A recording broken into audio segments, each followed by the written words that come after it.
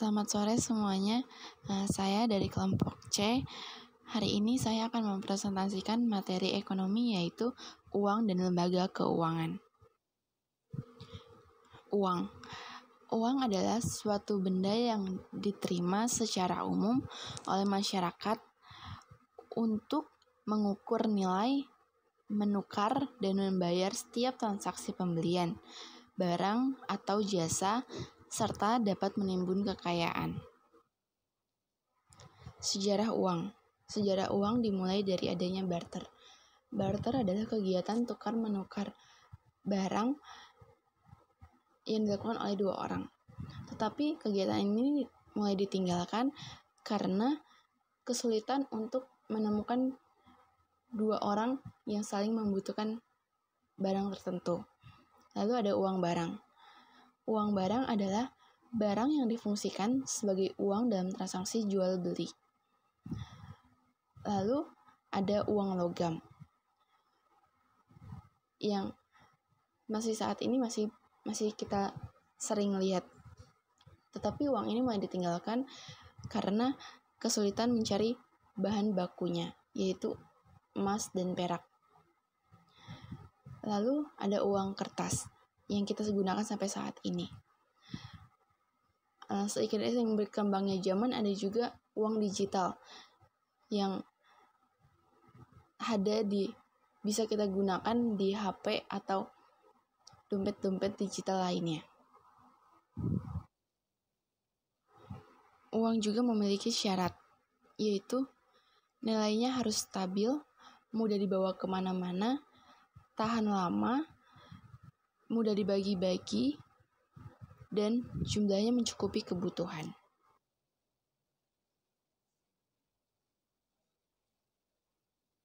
Fungsi asli uang adalah sebagai alat tukar, alat satuan hitung, dan fungsi turunan uang adalah sebagai alat pembayaran, alat pembentuk harga, alat membentuk atau menyimpan kekayaan, alat pengalih nilai atau kekayaan standar atau ukuran pembayaran yang ditunda.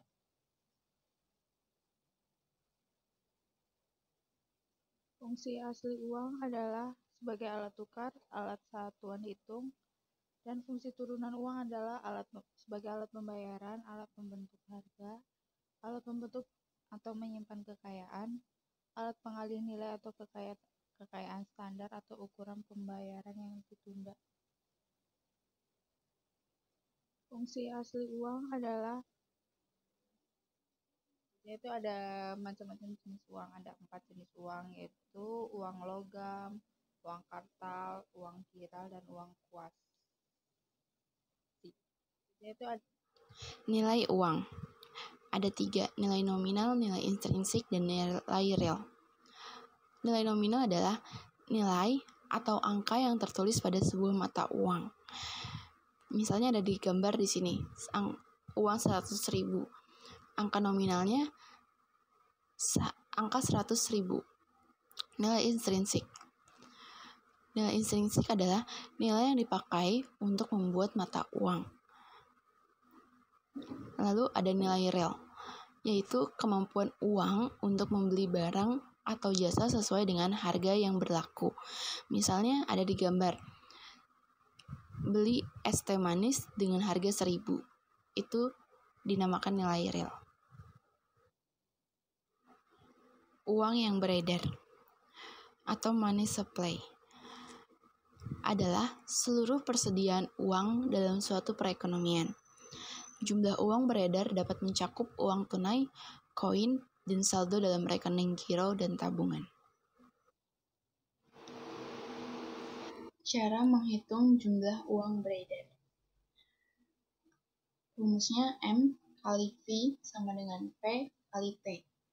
M adalah jumlah uang yang beredar, V adalah perputaran uang dalam satu periode tertentu, P adalah harga barang dan jasa, dan T adalah jumlah transaksi. Misalnya contoh soalnya. Pada tahun 2010, jumlah uang yang beredar di masyarakat sebanyak 200 miliar. Sedangkan jumlah perputaran uang untuk mencapai 4 kali dan transaksi perdagangan serta jumlah barang yaitu sebanyak 8 juta unit. Maka, hitung jumlah tingkat harga barangnya. Kita masukkan rumusnya dahulu. M kali V sama dengan P kali T. M-nya adalah 200 miliar kali 4 sama dengan P kali 8 juta. P sama dengan 200 miliar dikali 4 dibagi 8 juta sama dengan 100.000 rupiah. Lembaga keuangan adalah badan usaha atau institusi di bidang jasa keuangan yang bergerak dengan cara menghimpun dana dari masyarakat dan menyalurkannya untuk pendanaan, serta dengan mendapatkan keuntungan dalam bentuk bunga atau persentase. Manfaat lembaga keuangan. 1. Manfaat likuiditas adalah kemampuan untuk mendapatkan uang tunai saat diperlukan, sehingga tidak akan ada kekhawatiran kurangnya ketersediaan uang tunai yang beredar di masyarakat. Yang kedua, pengalihan aset, yaitu lembaga tersebut akan mengalihkan aset dengan cara meminjamkan dana kepada pihak lain untuk dikelola dalam masa waktu tertentu. Dana tersebut berasal dari simpanan masyarakat yang ditabung dari lembaga tersebut. Lalu yang ketiga ada realokasi pendapatan. Pendapatan yang masuk dan tersimpan di lembaga tersebut dapat digunakan di masa depan dengan mudah. Contohnya adalah asuransi. Yang keempat, kemudahan transaksi. Dengan adanya lembaga ini, masyarakat bisa menghemat waktu dan tenaga dalam melakukan kegiatan yang berhubungan dengan keuangan. Contohnya, e-bank atau bank elektronik yang bisa diakses di HP. Kemudian ada lembaga keuangan bank. Lembaga ini memberikan fasilitas dan jasa perbankan bagi masyarakat baik dalam penyimpanan, pembayaran, dan pemberian dana. Lembaga keuangan bank memiliki fungsi yaitu sebagai fasilitas pembayaran. Lembaga keuangan bank menjadi perantara bagi masyarakat yang ingin melakukan transaksi pembayaran atas tagihan kebutuhannya. Yang kedua, sebagai pemberian dana dilakukan oleh lembaga keuangan bank dengan menyalurkannya sebagai pinjaman atau kredit bagi mereka yang membutuhkan. Jenis yang pertama adalah bank sentral. Bank ini memiliki wewenang sekaligus tanggung jawab dalam bidang moneter dan perbankan di suatu negara. Tugas utamanya yaitu mengatur dan memelihara kestabilan nilai rupiah. Tugas lainnya adalah menetapkan dan melaksanakan kebijakan moneter, mengatur dan menjaga kelancaran sistem pembayaran, mengatur dan mengawasi perbankan. Yang kedua adalah bank umum. Bank ini melaksanakan kegiatan usaha secara konvensional dan atau berdasarkan prinsip syariah, yang dalam kegiatannya memberikan jasa dalam lalu lintas pembayaran. Tugasnya yaitu menghimpun dana dari masyarakat berupa giro, deposito, dan tabungan. Yang kedua memberikan kredit. Yang ketiga memberikan surat pengakuan utang. Yang ketiga adalah Bank Perkreditan Rakyat atau BPR. Bank ini melaksanakan kegiatan usaha secara konvensional atau berdasarkan prinsip syariah, yang dalam kegiatannya tidak memberikan jasa dalam lalu lintas pembayaran. Tugasnya yang pertama yaitu menghimpun dana dari masyarakat berupa giro, deposito, dan tabungan. Yang kedua adalah memberikan kredit. Kemudian yang ketiga, menyediakan pembiayaan dan penempatan dana berdasarkan prinsip syariah sesuai dengan ketentuan Bank Indonesia. Kemudian ada lembaga keuangan bukan bank, yaitu suatu badan yang melakukan kegiatan di bidang keuangan yang secara langsung atau tidak langsung menghimpun dana, terutama dengan jalan mengeluarkan kertas berharga dan menyalurkan dalam masyarakat, terutama guna membiayai investasi perusahaan. Lembaga keuangan bukan bank memiliki beberapa fungsi, yaitu menghimpun dana, memberikan kredit, menjadi perantara antara perusahaan dengan pemilik modal, mencari tenaga ahli, dan melakukan usaha di bidang keuangan. Jenisnya. Yang pertama, koperasi simpan pinjam.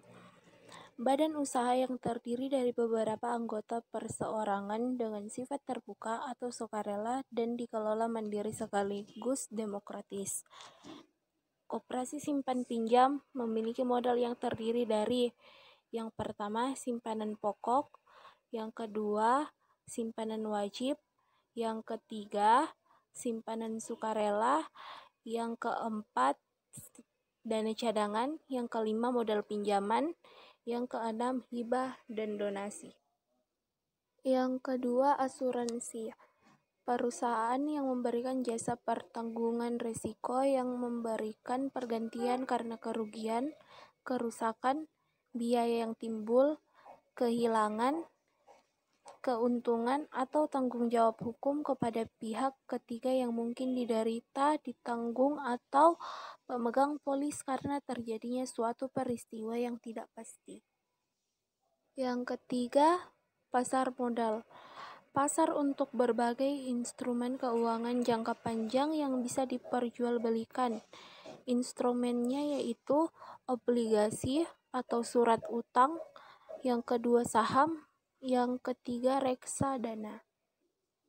Yang keempat, pegadaian. Lembaga keuangan yang menyediakan fasilitas pinjaman dengan jaminan tertentu. Yang kelima, modal ventura. Badan usaha yang melakukan usaha pembiayaan atau penyertaan ke dalam perusahaan yang menerima bantuan pembiayaan.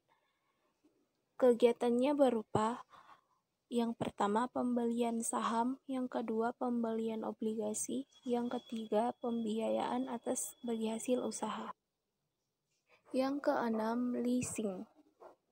Badan usaha yang menawarkan cara pembayaran dengan kredit, tunai, khusus barang-barang tertentu dan menggunakan sistem kontrak dengan pembelian cicilan. Yang ketujuh, dana pensiun. Suatu perusahaan yang kegiatannya mengelola dana pensiun dari suatu perusahaan atau instansi pemberi kerja. Yang terakhir ada Otoritas Jasa Keuangan atau OJK. Lembaga yang menyelenggarakan sistem pengaturan dan pengawasan terhadap keseluruhan kegiatan sektor keuangan, baik perbankan maupun lembaga non-bank. Tujuannya yaitu kegiatan dalam sektor keuangan terselenggara secara teratur, adil, dan transparan, serta akuntabel. Lalu, mampu mewujudkan sistem keuangan yang tumbuh secara berkelanjutan dan stabil, serta dapat mampu melindungi kepentingan konsumen dan masyarakat. Selanjutnya ada fungsi OJK. OJK mempunyai fungsi yaitu menyelenggarakan sistem pengaturan dan pengawasan yang terintegrasi terhadap keseluruhan kegiatan di sektor jasa keuangan. Dan tugasnya melakukan pengaturan dan pengawasan terhadap kegiatan jasa keuangan di sektor perbankan, sektor pasar modal, dan sektor non-bank. Berikut daftar-daftar atau sumber-sumber yang kami dapat. Sekian dan terima kasih.